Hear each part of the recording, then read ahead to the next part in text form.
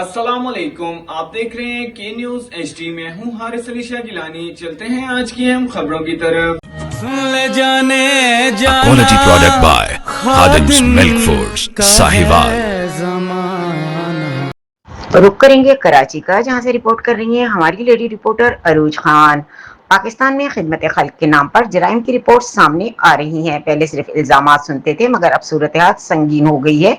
अब हर दूसरा फर्द फलाही काम के नाम पर मशकूक सरगर्मियों में मुलव्विस है, जैसे कि लड़कियों और बच्चों की गैर कानूनी खरीदो फरोख्त, इंसानी अज़ा की गैर कानूनी तिजारत, दीनदारी और खिदमत खल्क के नाम पर इन जराइम को छुपाया जा रहा है। अगर फलाही इदारे मौसर तरीके से काम कर रहे हैं तो गुर्बत और खुदकुशी की शरह में कमी क्यों नहीं हो रही।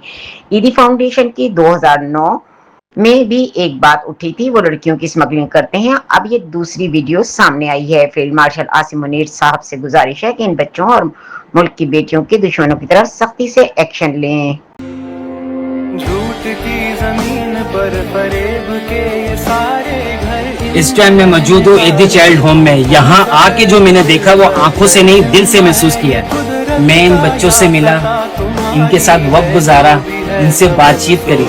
ये बच्चे भले ही बाहर से नॉर्मल लगते हैं, लेकिन अंदर कितनी कहानियां छुपी हैं ये सिर्फ बच्चे जानते हैं और अल्लाह जानता है। मैंने इनके हाथ देखे, ये छोटे छोटे से मासूम से हाथ, जिन पर दाने थे। कुछ हाथ ऐसे थे जिनके हाथों से खून निकल रहा था।